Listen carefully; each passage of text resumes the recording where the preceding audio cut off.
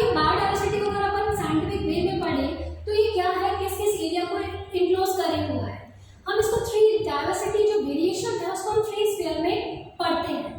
उसमें पहला वेरिएशन, पहला स्टडी होता है ग्रुप का जेनेटिक वेरिएशन। अभी जेनेटिक वेरिएशन क्या होता है, हम जानते हैं कोई भी एक इंडिविजुअल है, कोई भी एक ऑर्गेनिज्म है, भले प्लांट है, एनिमल है, सबकी अपनी एक अलग आइडेंटिटी होती है। एक ट्विंस भी होते हैं, वो भी क्या होते हैं, वो एक दूसरे से अलग होते हैं। वो क्यों ऐसा, क्योंकि उनमें क्या होता है, जीन्स, और एक ऑर्गेनाइज्म, एक पर्सन के जीन्स दूसरे से क्या हो जाते हैं, अलग हो जाते हैं। हम इसको बोल सकते हैं genes is the individual identity of the person. तो एक स्पीशीज है, जैसे कि हम बोलते हैं ह्यूमन, तो एक ह्यूमन दूसरे ह्यूमन से अलग होता है, उसमें भी वेरिएशन होता है। तो हम इस स्पीशीज के वेरिएशन को जब पढ़ते हैं, मतलब एक ही स्पीशीज के अंदर के वेरिएशन को जब हम पढ़ते हैं तो उसे हम बोलते हैं genetic variation.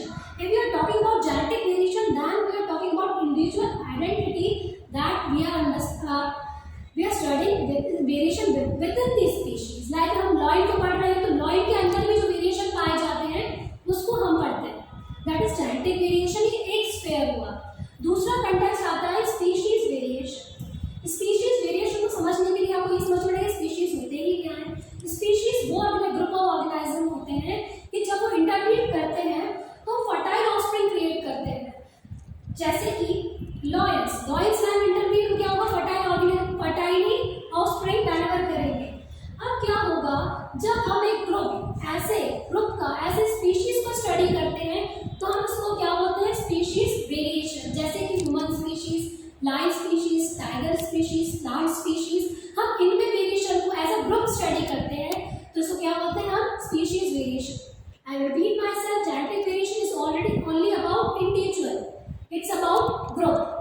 Now, the third sphere is what is ecosystem complex.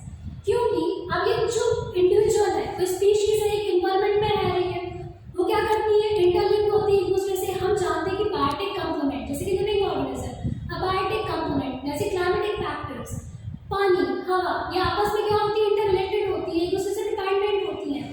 तो ये थर्ड स्फीयर को स्टडी किया जाता है इन दोनों के इफेक्ट को समझने के लिए। तो हम इकोलॉजिकल कॉम्प्लेक्स जब इसके वेरिएशन में स्टडी करते हैं, मतलब हम क्या स्टडी कर रहे हैं, इसमें क्लाइमेटिक कंडीशन, जैसे ग्रासलैंड की क्लाइमेटिक कंडीशन क्या होगी, अलग होगी, डेजर्ट की अलग होगी, एक्वाटिक लाइफ अलग होगी, टेरेस्ट्रियल लाइफ अलग होती है। तो इसका वेरिएशन जब हम स्टडी करते हैं इसको हम बोलते हैं इकोसिस्टम कॉम्प्लेक्स वेरिएशन को स्टडी करना।